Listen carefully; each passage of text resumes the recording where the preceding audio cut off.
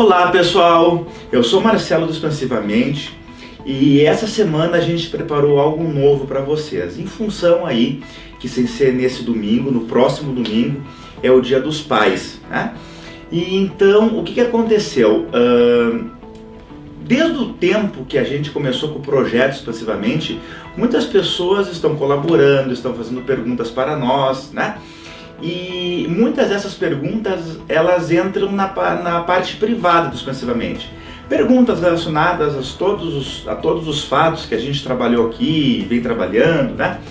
E a gente separou algumas dessas perguntas, na verdade são 6 perguntas, tá? E que tem relação com o Dia dos Pais ou com a paternidade, né? E que a gente achou muito interessante e queria dividir com vocês então, tá? Isso vai ser apresentado em 2 vídeos, tá? 3 perguntas nesse vídeo de hoje e as outras 3 que eu vou dizer no final desse vídeo, quais são as outras 3 questões, para o próximo vídeo. Em função que para não ficar o vídeo tão extenso, né? E semana que vem eu não vou poder fazer a gravação, que eu vou estar em São Paulo, num compromisso profissional. Então a gente vai deixar pronto hoje esse vídeo, mas será rodado aí para vocês em 2 partes. Ok? Então vamos para a primeira questão aí, ligada, eu vou ler para vocês aqui, ó. Uma pessoa, que a gente não vai colocar nomes, evidentemente, né? Pergunta o seguinte, primeira questão: eu crio meu filho sozinha e me sinto responsável por fazer o papel de pai e de mãe. Com isso, eu estou ajudando meu filho? Fica essa questão aí, né? Bem, essa é uma questão bastante comum, né, que a gente ouve muito, essa questão do fato da mãe tentar fazer o papel de pai e de mãe, e nós já vamos entrar nessa questão. Eu só queria fazer uma observação inicial, que o nosso intuito aqui não é levarmos para o lado da autoajuda, né? Nós estamos apenas levantando uma questão e tentando responder dentro dos limites que a questão nos impõe, né? Tem muitos dados, né, que nós não temos para conjecturar uma ideia, mas então nós vamos traçar aqui as possibilidades, né, e como isso poderia ser conduzido. Num sentido amplo da situação. No sentido, né, genérico, isso aí. Porque cada situação, por mais que a pergunta que você está se identificando com essa pergunta, cada pessoa vai ter nesse aspecto as suas particularidades, né? Então a gente também vai responder para todos vocês de uma maneira bem ampla, né? Que isso, né, se fosse responder de uma maneira investigativa e mais profunda, isso teria que ser numa baseado nos dados, né? O que nós não temos. Então nós vamos ter que conjecturar aqui possibilidades, só para que a gente possa ter uma ideia do que está sendo perguntado e como isso poderia ser conduzido. Então, em relação a essa questão, que eu acabei de falar que é muito comum, se observa muitas vezes ou o pai ou a mãe querer fazer o papel do outro, né, por não ter aquele elemento presente por alguma razão. E isto é impossível, né, embora a gente entenda todo o esforço necessário nesse sentido, né, mas por que é impossível? Porque para a criança, para o filho, né, que está ali, digamos, um exemplo, está carente de pai, como esse caso, né, ele vai precisar, em algum momento do seu desenvolvimento, uma identificação com a figura paterna, né? É interessante deixar bem claro isso, né? Por mais que essa mãe venha se esforçar, né, para fazer o papel de mãe e de um pai que por algum motivo, aí vem as particularidades, né? É ausente, ou já falecido, estão separados, enfim, não é um pai presente, né? Por mais que essa mãe se esforce, tá, ela nunca vai ocupar o papel de pai na vida dessa criança, né? Importante deixar bem claro isso.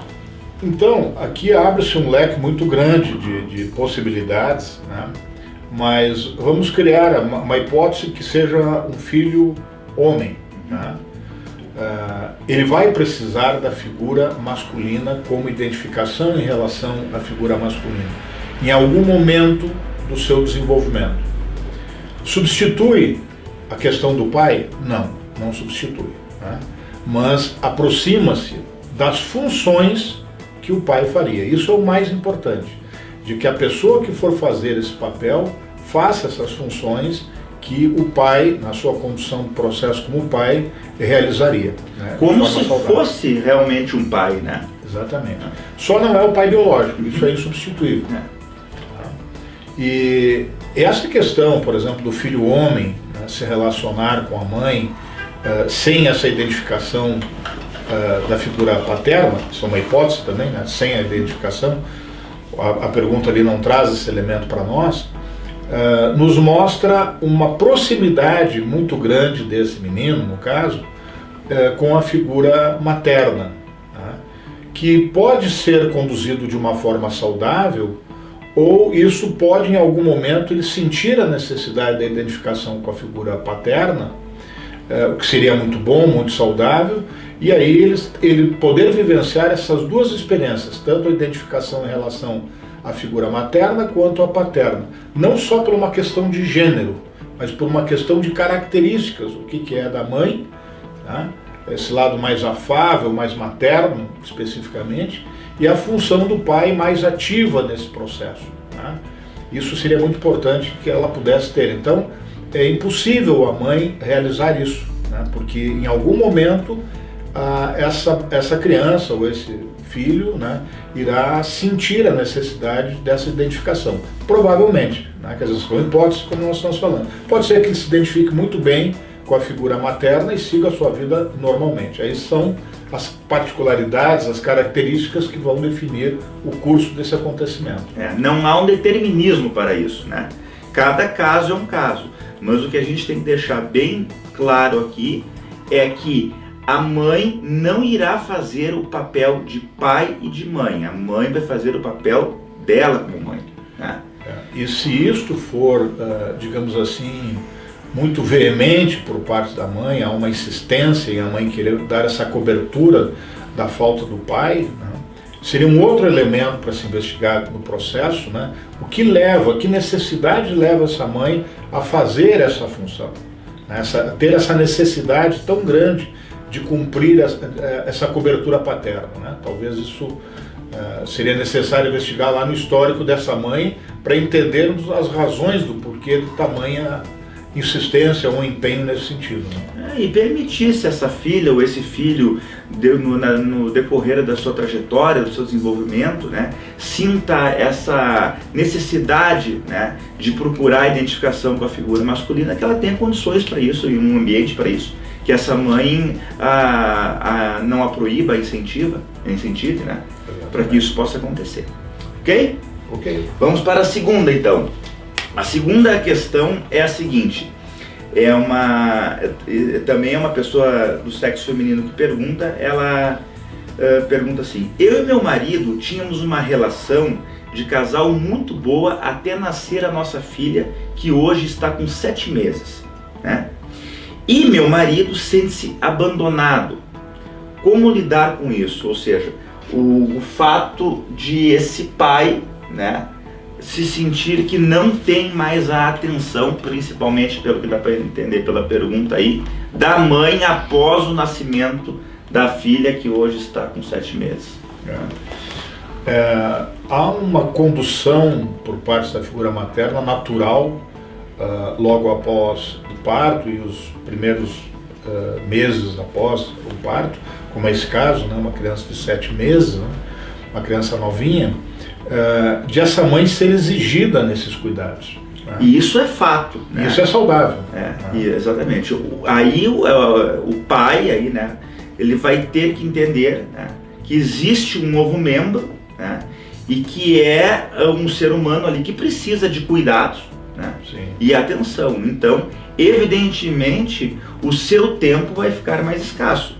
Mas isso não significa que vai haver uma piora na relação dele com a esposa. É uma questão de entendimento e adequação da necessidade de atenção, de carinho, né, e também de tempo.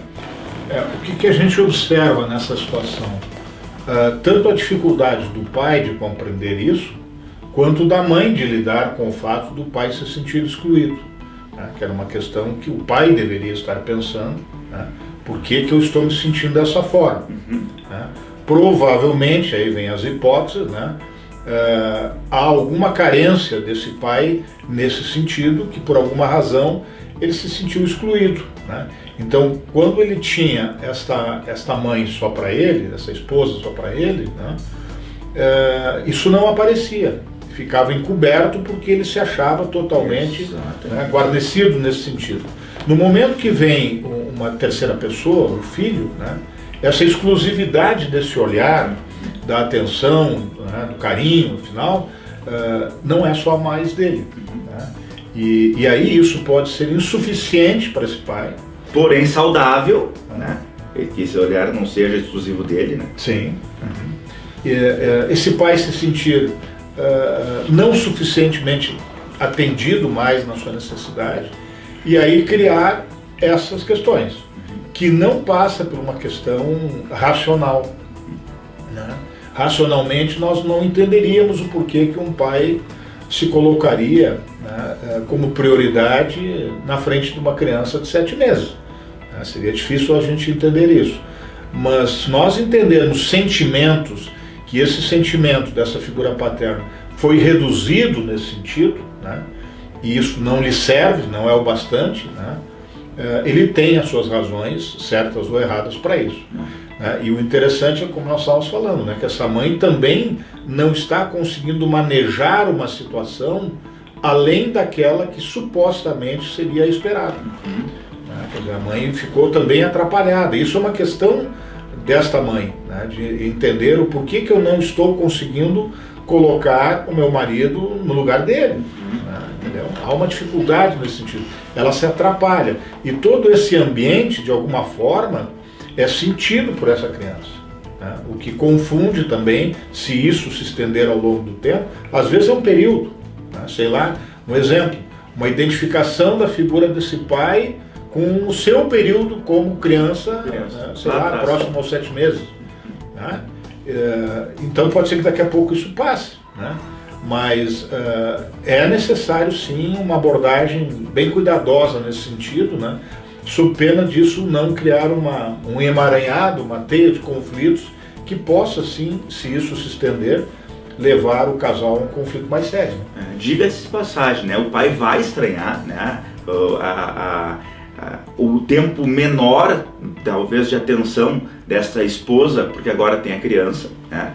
Mas é importante que fique a observação. Se ele ocorrer, se ele perceber que isso está incomodando em demasia, é a hora de ele procurar ajuda, justamente para não daqui a pouco começar uma competição ou até mesmo uma raiva desse bebê, né? Por estar ele achando então erroneamente que esse filho está ocupando um lugar que seria dele. E é só uma questão de esclarecimento, esse período de 7 meses, próximo disso, essa mãe deveria estar começando a retornar às atividades dela. Eu quero dizer assim, ó, sair daquela exigência intensa de identificação, de cuidados, de adaptação às necessidades do seu bebê. Ela deveria estar retornando. Até então... Tem um tempo para isso, né? Isso, até então... Esse pai deveria estar ajudando a mãe nessa função. Engajado. Isso. O que faria também que ele nem iria perceber essa tomada de tempo aí. Né? Isso.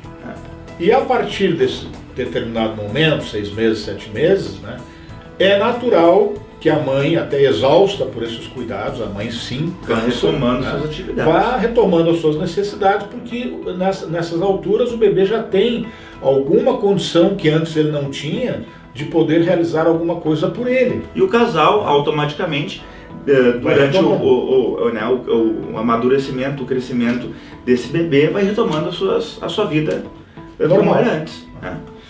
Muito bem, vamos para a terceira então. A terceira pergunta é um pai que pergunta o seguinte: desde que me tornei pai, me sinto feliz por um lado e com um excesso de cobrança e responsabilidade pelo outro. Vocês podem me ajudar nisso? Agora tem um serzinho que está dependendo de você aí também, né? E são duas situações diferentes, né? essa felicidade que ele sente como uma coisa boa, e algo puxando no sentido contrário, não permitindo que essa vivência desse estado seja ampla, né? Parece que há uma limitação, né? É normal, é um sentimento normal e real, digamos assim, né? Porque evidentemente é um ser novo que vai exigir de você aí, pai, né? Atenção, carinho, cuidado, amor, afeto e responsabilidade, né? Por que não, né? E muitas vezes a gente já discutiu, inclusive aqui no Expansivamente, sobre isso. A responsabilidade às vezes ela é vista como cobrança, né? E essa então como não ver isso, né? E essa cobrança que eu me refiro que pode ser de outra ordem. Pode ser algo que esse pai traz na sua bagagem existencial e que transfere para esse momento, né, onde ele precisa continuar se cobrando, se exigindo e tendo os resultados perfeitos, uma vez que nós falhamos naturalmente. Ou até também, né, é a expectativa desse pai, né, em daqui a pouco poder mais, produzir mais para dar conta desse novo ser que está chegando. Né? Essa é a característica da pessoa que se cobra demais, nunca é suficiente. Porque daqui a pouco ele tinha a vida dele e da esposa, né? E daqui a pouco vem um outro ser que vai depender única e exclusivamente deles, né? Então, como é que esse pai faz para suprir essas necessidades, né? Necessidades, às vezes, não somente necessidades da criança, mas sim necessidades criadas por ele, na cabeça dele. Bem dosado isso. Exatamente. Né? Essa é uma questão importante, né? Porque senão esse pai, nessa tentativa de poder exercer com perfeição esse processo, vai cometer sérias falhas, né? E uma delas é estar transferindo até para essa criança, tá, esse modelo de exigência total e absoluta, né? O que pode beirar aí as raias do patológico muitas vezes, né? Então a gente sempre pede que observem isso, né, com atenção. Bom, até onde eu estou indo de uma maneira sadia, né? Até onde essa cobrança realmente ela é real, né? Ou até onde que ele está colocando uma carga emocional em cima dessa cobrança. Né? E o bom disso aí é que ele reconhece que é dele. Né? Reconhece que é dele. Já é um passo para ele daqui a pouco entender que é necessário ele fazer essa correção. Pessoal, então vejam bem, para o nosso próximo vídeo temos mais três perguntas, tá? Só para dar uma palhinha para vocês aqui, tá? É um pai perguntando que, vejam bem, tive meus filhos, eu estou tentando educá-los à minha maneira, mas meus pais, no caso os avós, não se colocam no lugar de avós e agem como se fossem os pais, me tirando a autoridade. Não estou conseguindo entender isso, né? Quem já não passou por isso? Bastante comum, né? A quinta questão, que a gente vai abordar semana que vem, sou pai de primeira viagem, sempre tive uma boa relação com meu pai. Somos companheiros, parceiros nas atividades, etc. Como faço para fazer o mesmo com o meu filho? Como ter com o meu filho a mesma parceria que tenho com meu pai? Interessante isso, né? Querer daqui a pouco dar continuidade a essa boa experiência aí. E a sexta é trabalho com meu pai e às vezes discordamos em várias opiniões. E isso muitas vezes gera discussões entre nós. Vocês trabalham juntos como pai e filho, vocês também passam por isso? E como, né? E como? Sai lasca. Então tá, pessoal, semana que vem a gente coloca no ar a continuação desse vídeo com essas três perguntas para vocês, tá bom? Um abraço, até lá, valeu!